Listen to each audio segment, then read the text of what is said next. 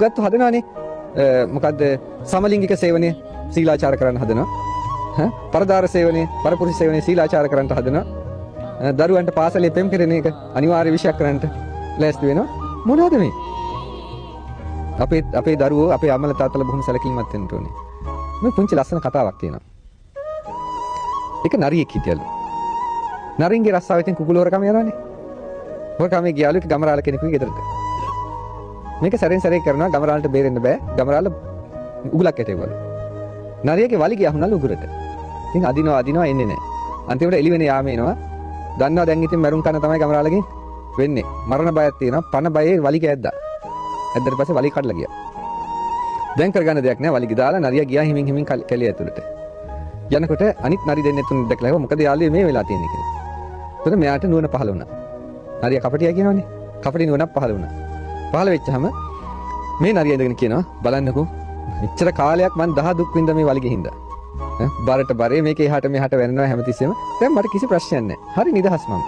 ඉතින් මම මේ අර ගමරාලගේ අතන මේ ගෙදරට ගිහිල්ලා මම මේක නිදහස් කරගෙන ආවා. ඉතින් අරගාලි තව ඇත්ත තමයි ඒක නං. කියලා ඒගොල්ලොත් ලෑස්ති වුණා. අපිටත් මේක කඩා ගන්න ක්‍රමයක් තියෙනවා නම් හොඳයි කියලා. ඉතින් මොකද කරේ? නරි ටික කතා කළා මෙයත් එක්ක කතා කළා කොහෙන්ද කඩා ගන්න කියලා. ඉතින් එන්න මම පෙන්නන්නම් කියලා එක්කගෙන ගියා. නරි ටික පොලිමේ යනවා. යනකොට ටිකක් තරත් ආනේ නරියෙක් හම්බුණා. මේ නරිය හැව කොහෙද උන්නහැලා යන්නේ කියලා. එතකොට කිව්වා මේ බලන්නකෝ මෙයා දැන් කොච්චර ලස්සනයිද? මෙයාගේ මේ බරට බරේ තීච්ච වලිගය අයින් කළා මෙයා කියනවා හරි සැපයි කියලා දැන්. ඉතින් අපිත් හිතුවා අපිටත් ඒ සැප ඒක බොහොම හොඳයි. ඒකින්ද අපිත් මේ වලිගය කඩා ගන්න යන්න හදන්නේ කියලා. එතකොට අර අනිත් නරිය අහනවා ඔයා ඊයේ එහෙම කිව්වේ නෑ නේද මේ වලිගය මට බරයි කියලා. වලිගය කරදරයක් කියලා. මේ දැන් කඩාගත්තට පස්සේ නේද ඇවිල්ලා කියන්නේ. කිව්වා එකත් එකටම ওই මිනිස්සයා ගමරාලගේ කුකුලන්ට ගිහිල්ලා ඔය වලිගය කඩාගෙන ඇවිල්ලා තිනවා. ඔයත් ඔය ගැටේට අහු වෙන්නට එපා කියලා. මේ කතාව මම කිව්වේ පින්වත්නි. අපේත් සමහර හැම උගත්තුම නෙමෙයි සමහර උගත්තු පිට රටවල් වලට ගිහිල්ලා ඒ පිට රටවල් වලදී වලිගය කඩා ගන්නවා.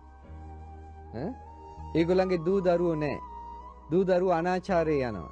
ඒගොල්ලන්ගේ පවුල් නැහැ. ගොක් ඔය පිට රට යන නැත්තන්ගේ ඒවා තියෙනවා. ඒගොල්ලන්ගේ ස්වාමිවරු එක පැත්තක, භාර්යාව එක පැත්තක දුෂ්චරිතයේ හැසිරෙන්නේ.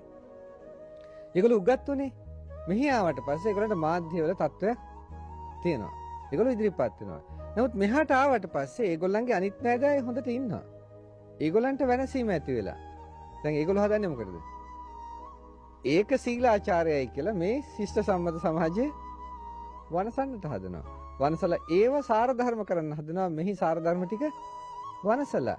ඕකයි කරන්න හදන්නේ. ඒ නිසා හිතන්නට ඔය එක එක්කෙනා කියන ඒවා නෙමෙයි හරියට බුදුරජාණන් වහන්සේගේ කුසල අකුසල් දෙකට එන්න අනිත් අය කියනවා පැත්තකට දාන්න.